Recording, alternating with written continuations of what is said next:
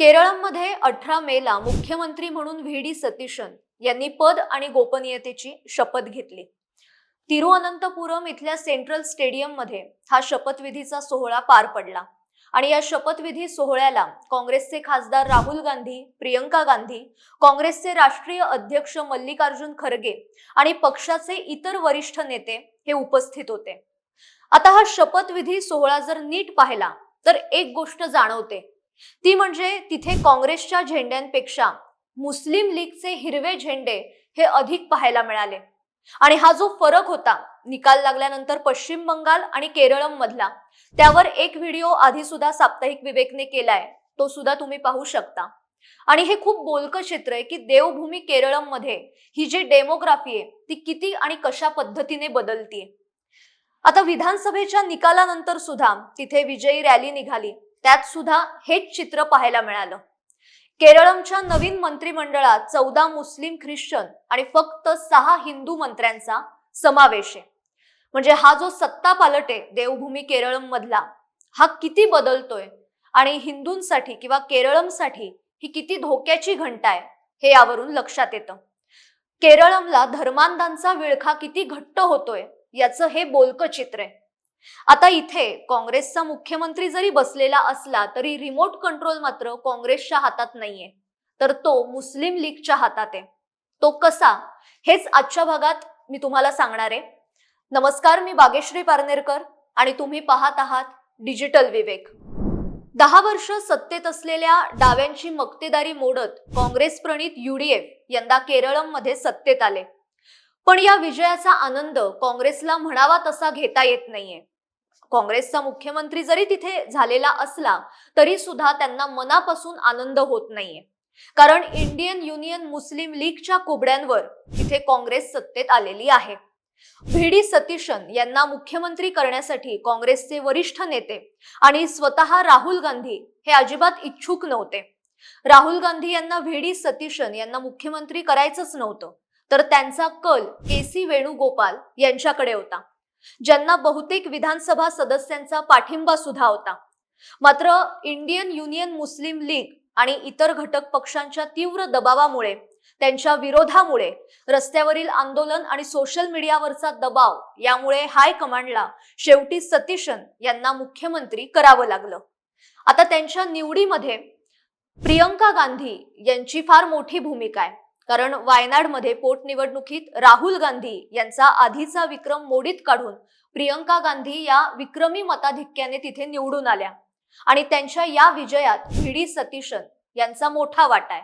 पक्षांतर्गत ज्येष्ठ नेत्यांच्या दबावाला न जुमानता प्रियंका गांधींनी सतीशन यांच्या नावाला पाठिंबा दिला, त्यामुळे नाईलाजास्तव राहुल गांधींना सुद्धा सतीशन यांच्या गळ्यात मुख्यमंत्री पदाची माळ घालावी लागली।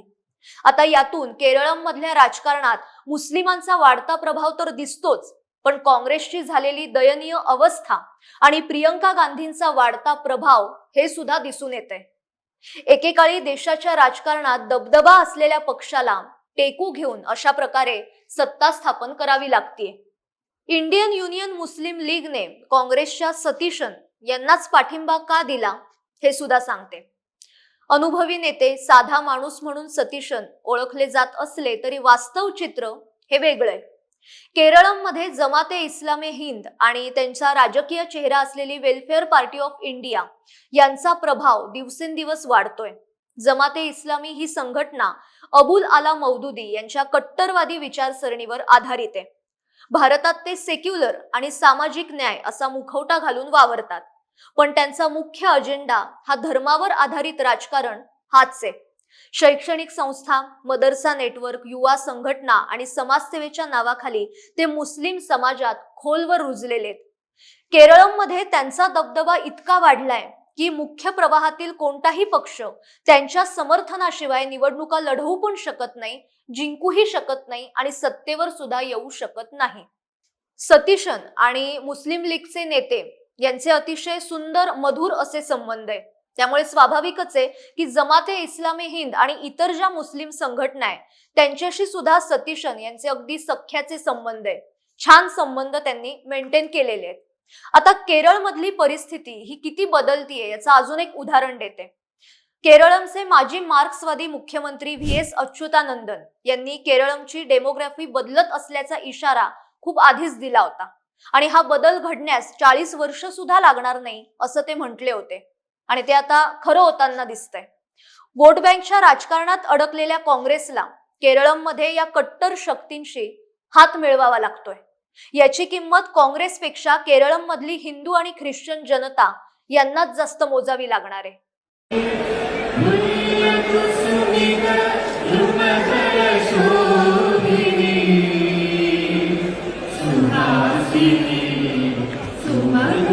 कार्यक्रमानंतर वंदे मातरम सुरू झाल्यावर सुद्धा मुख्यमंत्री सतीशन हे जागेवरून उठले नाहीत.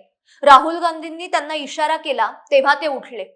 आता मुस्लिमांचा वंदे मातरमला विरोध, त्यांची हाजी हाजी करायची म्हणून सतीशन यांनी सुद्धा अशा प्रकारे वंदे मातरमचा अपमान केला. मुस्लिम लीगच्या भक्कम पाठिंब्यामुळेच मुख्यमंत्री पदाची माळ आपल्या गळ्यात पडलीये हे सतीशन यांना माहितीये. त्यामुळे मुस्लिम लीगचा त्यांना उमाळा येणं हे स्वाभाविकच आहे. पण अशा पद्धतीने तुम्ही वंदे मातरमचा अपमान कराल तर ते अजिबात सहन केलं जाणार नाही आणि मुख्यमंत्री म्हणून तुम्हाला ते शोभत सुद्धा नाही. राजधानी तिरुअनंतपुरम मधला शपथविधी सोहळा जर पाहिला तर तिथे काँग्रेसचे झेंडे हे नगण्यच होते आणि मुस्लिम लीगचे हिरवे झेंडेच अधिक दिसले. थोडक्यात रिमोट कंट्रोल हा मुस्लिम लीगच्याच हातात आहे. हे सरकार वरकरणी जरी काँग्रेसचं असलं तरी सत्तेचा खरा रिमोट कंट्रोल हा मुस्लिम लीग आणि पडद्यामागून सूत्र हलवणाऱ्या जमाते इस्लामीच्याच हातात असणार हे मात्र खरं. मुस्लिम लीगने अतिशय हुशारीने सतीशन यांच्या रूपात आपण जसं म्हणू तसं वागणारे, आपल्या इशाऱ्यांवर नाचणारे कळसूत्री भावले हे मुख्यमंत्री पदी विराजमान केले. एकूणच केरळमचं भवितव्य हे अंधारात आहे. आजच्या भागात इथेच थांबते, पण याविषयी तुम्हाला काय वाटतं ते नक्की कळवा आणि अशाच महत्त्वाच्या विषयांवर आपल्याला रोज बोलायचंय. त्यासाठी साप्ताहिक विवेकच्या YouTube चॅनलला आजच सबस्क्राईब करा आणि तुम्हाला जर व्हिडिओ आवडत असतील तर जास्तीत जास्त लोकांपर्यंत नक्की शेअर करा. धन्यवाद.